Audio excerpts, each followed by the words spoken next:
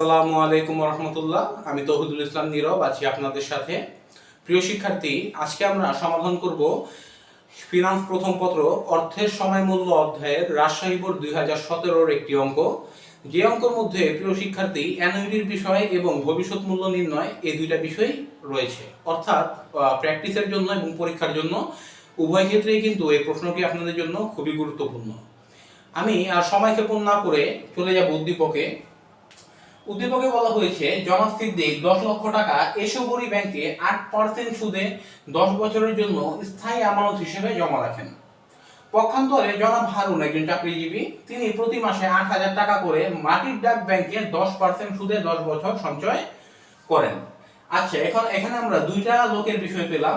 একটা হচ্ছে সিদ্দিক সাহেব, যিনি কি করেছেন 10 লক্ষ টাকা 8% সুদে 10 বছরের জন্য স্থায়ী আমানত হিসেবে জমা রেখেছেন, এবং পক্ষান্তরে আরেকজনকে পেলাম হারুন সাহেব, যিনি একজন চাকরিজীবী, তিনি কি করেছেন প্রতি মাসে 8,000 টাকা করে মাটির ডাক ব্যাংকে 10% সুদে 10 বছর সঞ্চয় করেছেন। আচ্ছা, তো এখানে কিন্তু এই হারুন সাহেবের বিষয়টাই কিন্তু আমাদের অ্যানুইটির বিষয়, প্রতি মাসে 8,000 টাকা, এটাই কিন্তু আমাদের কি অ্যানুইটির বিষয়। আচ্ছা, তো গ নাম্বার কোশ্চেনের মধ্যে কি বলেছে, জনাব হারুন 10 বছর পর কত টাকা পাবেন। জনাব হারুন 10 বছর পর কত টাকা পাবেন। প্রিয় শিক্ষার্থী, এখানে আমাদের জনাব হারুনের ক্ষেত্রে বুঝতে হবে প্রথমে যে আমাদের কি নির্ণয় করতে হবে। সুপ্রিয় শিক্ষার্থী, আমাদের নির্ণয় করতে হবে বার্ষিক বৃত্তির সাধারণ বার্ষিক বৃত্তির ভবিষ্যৎ মূল্য, সাধারণ বার্ষিক বৃত্তির ভবিষ্যৎ মূল্য। এখন অনেকে প্রশ্ন করতে পারেন যে স্যার কেন এখানে সাধারণ বার্ষিক বৃত্তি হবে। এখানে সাধারণ বার্ষিক বৃত্তির হওয়ার কারণ হচ্ছে এখানে উল্লেখ আছে তিনি প্রতি মাসে 8,000 টাকা, তার মানে প্রতি মাসে কিস্তির পরিমাণ 8,000 টাকা, কিন্তু এটা উল্লেখ নেই যে কিস্তিটা কি সময়কালের শুরুতে দেওয়া হয়েছে না শেষে দেওয়া হয়েছে। তো নিয়ম অনুযায়ী যদি কোনো অঙ্কের মধ্যে উল্লেখ করা না থাকে যে নির্দিষ্ট সময়ের শুরুতে কিস্তি প্রদান করা হয়েছে নাকি শেষে কিস্তি প্রদান করা হয়েছে, এটা যদি উল্লেখ না থাকে তাহলে ধরে নিতে হয় যে মাসের শেষে আর্থিক লেনদেন ঘটেছে, অর্থাৎ সাধারণ অ্যানুইটি ধরে নিতে হয়। তো এখানেও যেহেতু উল্লেখ নেই যে এটা কি মাসের শুরুতে না শেষে, তাহলে আমরা কি ধরে নিব, আমরা ধরে নিব এটা মাসের শেষে, এটা মাসের শেষে। ওকে, তাহলে আমাদের কি বের করতে হবে, সাধারণ অ্যানুইটির ভবিষ্যৎ মূল্য, সাধারণ অ্যানুইটির ভবিষ্যৎ মূল্য বের করতে হবে আমাদের। ওকে, তো আমরা অঙ্কটা সমাধানের দিকে চলে যাই।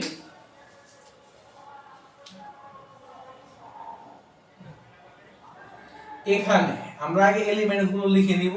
এখানে a ইকুয়াল টু 8,000, কিস্তির পরিমাণ 8,000 টাকা। ওকে, এখানে আই হচ্ছে 10%, 10% বা 0.10। ওকে, এন হচ্ছে 10 বছর, এন কত 10 বছর। এম, এখানে কিন্তু চক্রবৃদ্ধির সংখ্যা আছে, কারণ প্রতি মাসে বলা হয়েছে, প্রতি মাসে মানে বছরে 12 বার, তার মানে এম এর মান বা চক্রবৃদ্ধির সংখ্যা কত 12, চক্রবৃদ্ধির সংখ্যা 12। আমরা বের করব সাধারণ অ্যানুইটির ভবিষ্যৎ মূল্য, অর্থাৎ FBA equal to what.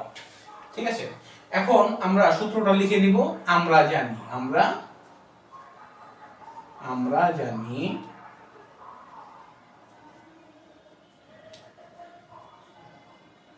FBA equal to A into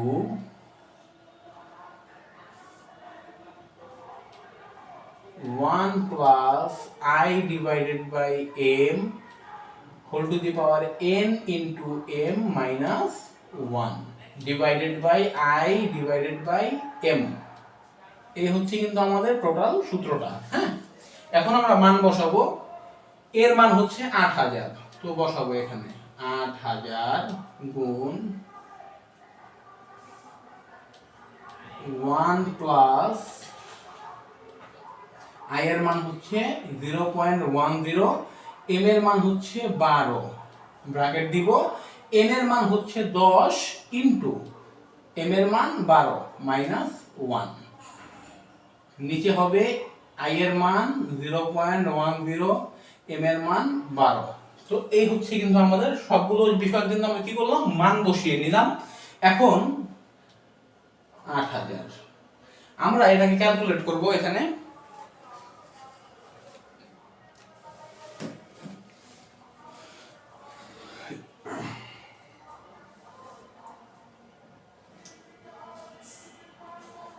প্রথমে কি আছে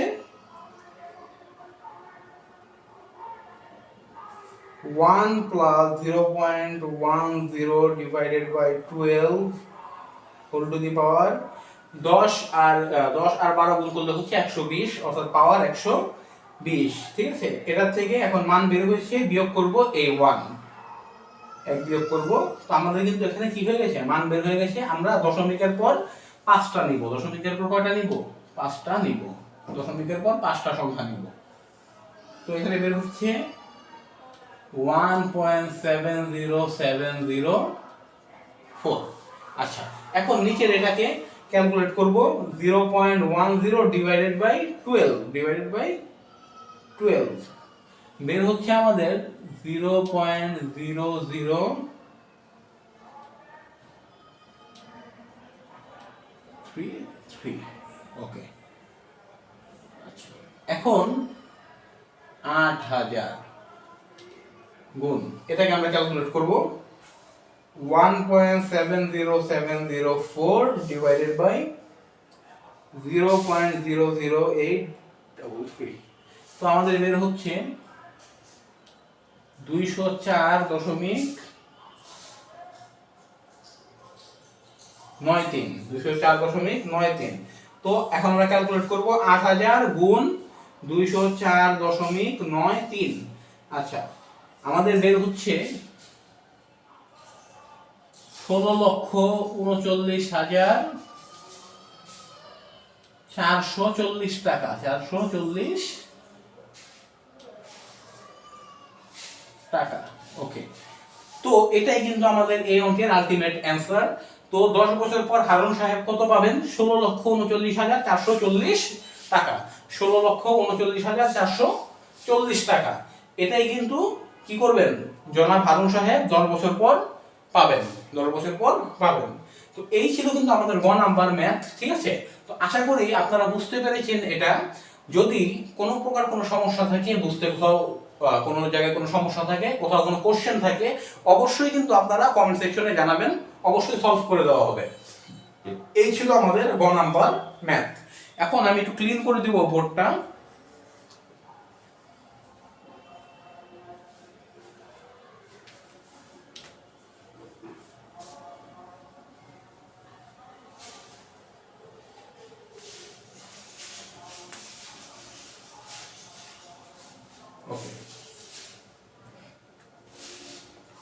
এখন একটু খেয়াল করেন, আমাদের এই ঘ নাম্বার কোশ্চেনের মধ্যে কি চেয়েছে, 10 বছর পর কে বেশি লাভবান হবে তা উদ্দীপকের আলোকে বিশ্লেষণ করো। 10 বছর পর কে বেশি লাভবান হবে তা উদ্দীপকের আলোকে বিশ্লেষণ করো। অর্থাৎ আমরা তো এখানে হারুন সাহেব কত টাকা পাবেন 10 বছর পর এটা নির্ণয় করেছি। এখন আমাদের নির্ণয় করতে হবে সিদ্দিক সাহেব কত টাকা পাবেন 10 বছর পর। তারপর দুইটাকে কম্পেয়ার করতে হবে, তুলনা করতে হবে, মানে দেখতে হবে কে বেশি টাকা পাচ্ছে 10 বছর পর। ঠিক আছে, তো আমরা এখন জনাব সিদ্দিক সাহেব কত টাকা পাবেন 10 বছর পর সেটা বের করব। এর আগে একটু এখানে খেয়াল করেন, জনাব সিদ্দিক সাহেব 10 লক্ষ টাকা এসবরি ব্যাংকে 8% সুদে 10 বছরের জন্য স্থায়ী অ্যামাউন্ট হিসেবে জমা রাখেন। অর্থাৎ তার টাকাটা কি করতে হবে, সিম্পলি ভবিষ্যৎ মূল্য নির্ণয় করতে হবে, এফভি নির্ণয় করতে হবে। এই যে 10 লাখ টাকা আছে, এই 10 লাখ টাকা হচ্ছে পিভি, প্রেজেন্ট ভ্যালু। এটা 10 বছর পরের মূল্য, অর্থাৎ ফিউচার ভ্যালু বের করতে হবে, এফভি বের করতে হবে, ভবিষ্যৎ মূল্যটা বের করতে হবে। তো আমরা চলে যাব একটু সমাধানের দিকে। ঢ এলিমেন্ট গুলো লিখে নিব। এখানে পিভি ইকুয়াল টু 10 লক্ষ, 10 লক্ষ টাকা, 10 লক্ষ টাকা। এখানে আই ইকুয়াল টু সুদের হার কত, 8% বা 0.08। ঠিক আছে, এরপর এন হচ্ছে কত, 10 বছর, 10 বছর। ঠিক আছে, এন কত, 10 বছর। এখন আমরা বের করব কি, এফবি ভবিষ্যৎ মূল্য। অতএব এফবি ইকুয়াল টু হোয়াট। হ্যাঁ, এখন আমরা এফবি বা ভবিষ্যৎ মূল্য সূত্রটা লিখে নিব। এখন এখানে লিখব আমরা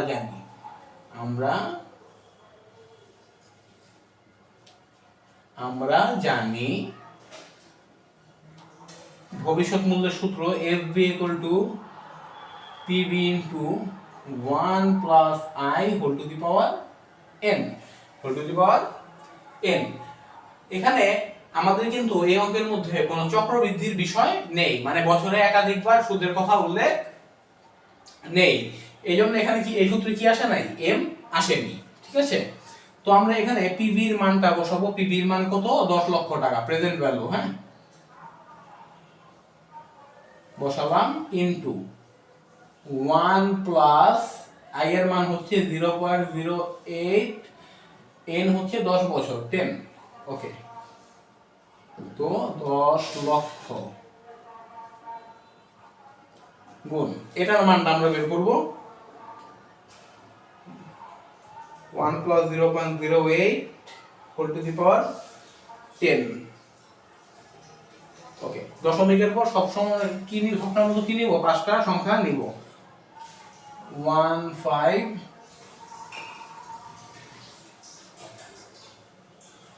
8 9 2, 8 9 2, ঠিক আছে, দিলাম। এখন আমরা কি করব, সিম্পলি এটা গুণ করে দিব। অতএব এখানে কি করব, 10 লাখ গুণ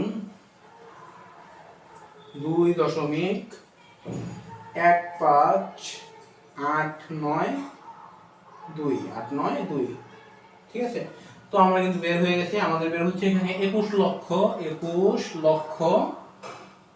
51,920 টাকা, 920 টাকা। আচ্ছা, তো আমরা এখানে পেলাম কিন্তু 21,58,920 টাকা। তো আমাদের সাহেব, হারুন সাহেব কত পেয়েছিল, 16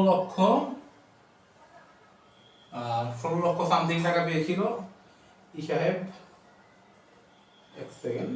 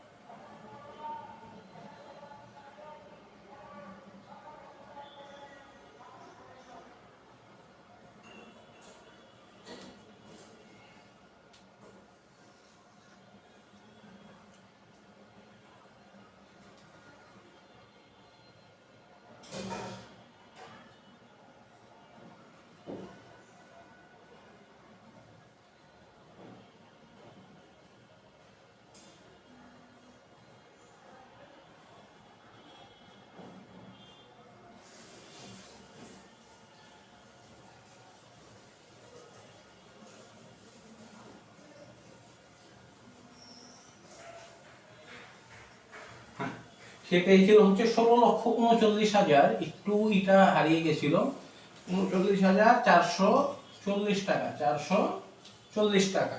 এই টাকাটা সে পেয়েছিল, একটু অ্যামাউন্টটা হারিয়ে গিয়েছিল, আর লিখে রাখা উচিত ছিল এখানে। তো সে পেয়েছিল কত, 16,39,440 টাকা, ঠিক আছে। এখন আমরা এখানে কি দেখতে পাচ্ছি, আমাদের সিদ্দিক সাহেব পাচ্ছে কত, 21,58,920 টাকা। এখন আমরা এখানে এভাবে বুঝতে পারতেছি যে কে বেশি পাচ্ছে, এখানে সিদ্দিক সাহেব বেশি টাকা পাচ্ছে অনেক, হ্যাঁ। তারপর আমরা এখানে একটু ক্যালকুলেশন করে দেখিয়ে দিব। অতএব জনাব হারুন সাহেব, জনাব হারুন সাহেবের চেয়ে, হারুন সাহেবের চেয়ে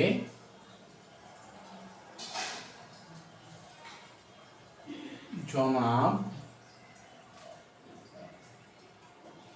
সিদ্দিক সাহেব, সিদ্দিক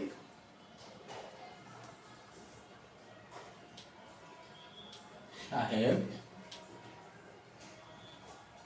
বড় টাকার অ্যামাউন্টটা আগে লিখব, 21,58,920 বিয়োগ 16,39,440। ঠিক আছে, এটাকে আমরা বিয়োগ করে দেখাবো,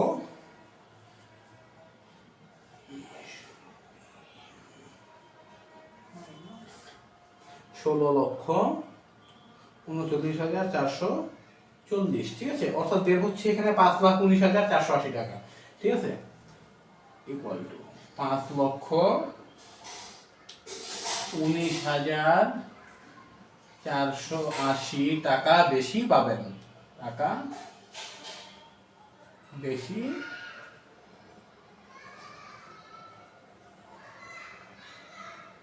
পাবেন। ওকে, এই হচ্ছে কিন্তু আমাদের টোটাল ম্যাথ। তার মানে আমরা এখানে কি পেলাম, জনাব হারুন সাহেবের চেয়ে জনাব সিদ্দিক সাহেব 5,19,480 টাকা 10 বছর পরে বেশি পাবেন, অর্থাৎ জনাব সিদ্দিক সাহেব অধিক লাভবান হবেন। ঠিক আছে, তো কে বেশি লাভবান হবেন, জনাব সিদ্দিক সাহেব অধিক লাভবান হবেন। তো এই কিন্তু ছিল আমাদের ঘ নাম্বার অঙ্ক। প্রিয় শিক্ষার্থী, যদি এই অঙ্কটার মধ্যে কোনো প্রকার কোনো সমস্যা থাকে, বুঝতে কোনো প্রবলেম হয়, অবশ্যই কিন্তু কমেন্ট সেকশনে জানাবেন। অবশ্যই নেক্সট ক্লাসে কিন্তু কি করে দেওয়া হবে, সমাধান করে দেওয়া হবে। আশা করি বুঝতে পেরেছেন। তো অনেক ধন্যবাদ জানাচ্ছি আজকের এই ক্লাসটি দেখার জন্য। খুব শীঘ্রই কিন্তু দেখা হয়ে যাচ্ছে আরও একটি ক্লাসে। সে পর্যন্ত ভালো থাকবেন, সুস্থ থাকবেন এবং থাকবেন ইজি কমার্স একাডেমির সাথে। আসসালামু আলাইকুম ওয়া রাহমাতুল্লাহ।